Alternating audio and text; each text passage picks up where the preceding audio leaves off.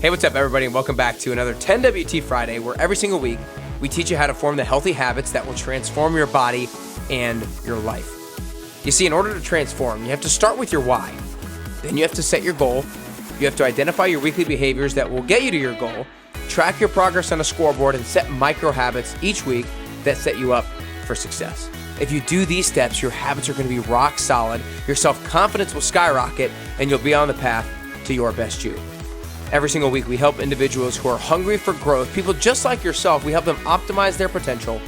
And I'm your host, Nick Carrier. Today, I'm really excited to talk about how to strength train as a runner.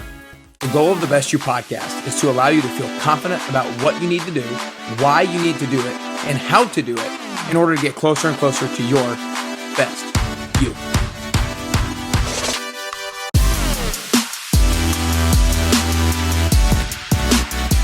I know a lot of you guys out there are runners, but you also know you need some strength training as well. And I know a lot of people in my Tummy Transformation program are both runners, but they know they need to strength train. Or maybe they actually originally came in as someone who had a lot of strength training experience, but then they wanted to become a runner. And luckily, I have a lot of experience in both running and strength training. I have had two running goals, specific running goals, over the last year and a half. One was to see how fast I could run a mile, and I did a very specific 10-week training program for that, and I shaved over 20 seconds off of my mile and got it down to 4:46.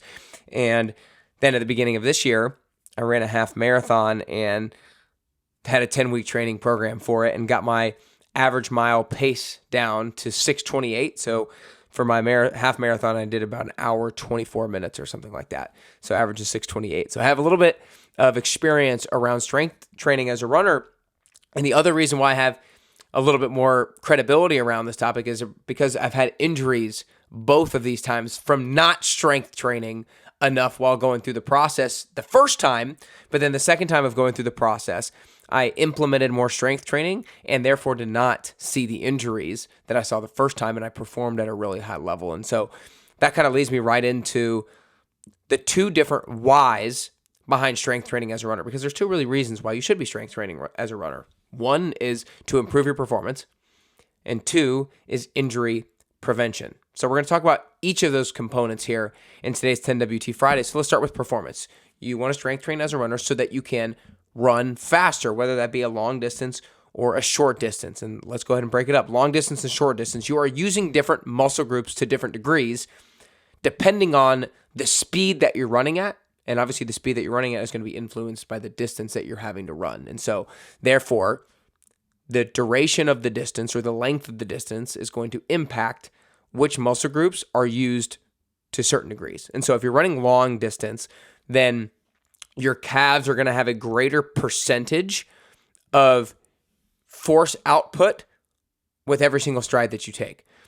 And so with that said, if you're trying to improve your long distance running, then your calves are something that's really important to strengthen. When I was doing one of my training for one of my goals, I had a calf strain, and that put me out for really a couple months. It was a bad one, and I didn't get back into it maybe as quickly as I could have, but it took me out a couple months because of my calf strain, and so I really needed to make sure my calves were strong enough. And so your calves have a huge percentage of the force output when it comes to running long distance, and so you want to strengthen your calves. And the other thing about long distance is when you're trying to improve your speed from a long distance standpoint, you aren't really improving on stride frequency, you're improving on stride length. And so you're actually, if you're getting faster with long distance, you're working on taking bigger strides with every single step that you take. You'll probably take the same number of steps in each minute, but each step that you take might be just a fraction longer. And so to improve your stride length, you also want to make sure your calves are stronger. So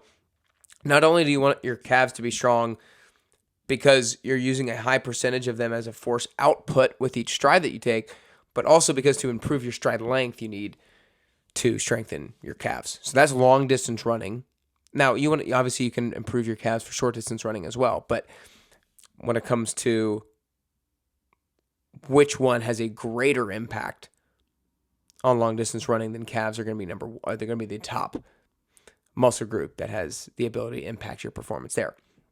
Short distance hamstrings and your iliopsoas or your hip flexor muscles are really going to be the things that have a huge percentage of force output when it comes to running short distance and running at high speeds. Because one of the things about improving your performance from short distance and improving your speed is you are looking to improve your stride frequency, not just your stride length. So you're trying to improve the number of steps that you're able to take every single minute, and your foot turnover is quicker and quicker and quicker and quicker in the short distance running. And so in order to do that, in order to turn your foot over quickly, your hamstrings need to be strong and your hip flexor muscles need to be strong. And so we want to make sure we do exercises specific to each of those muscle groups. So again, from a performance standpoint, there's a difference between long distance and short distance. And long distance, we can focus on improving the strength of our calves to help improve our stride length. And from a short distance perspective, you want to make sure you strengthen your hamstrings and your iliopsoas or your hip flexor muscles to improve your stride frequency. That's performance. That's strictly from a performance standpoint.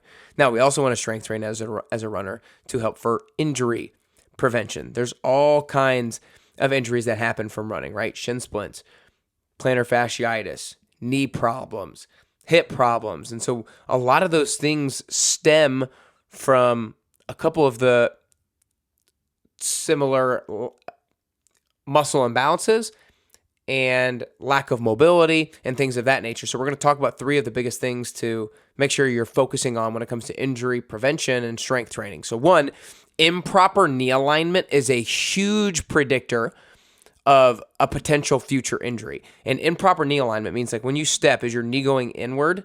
That's the most common thing that we see is when people step, their foot over pronates, and so it rolls to the inside part of their foot and their knee collapses inside. And the biggest reason why that is 3 different things. 1, a weak glute medius, so that's the outer butt cheek muscle. 2, a lack of ankle mobility. And then 3, a weak anterior tibialis, which is the front muscle with your shin muscle actually in the front of your leg, of your lower leg. And so those are really important things to work on.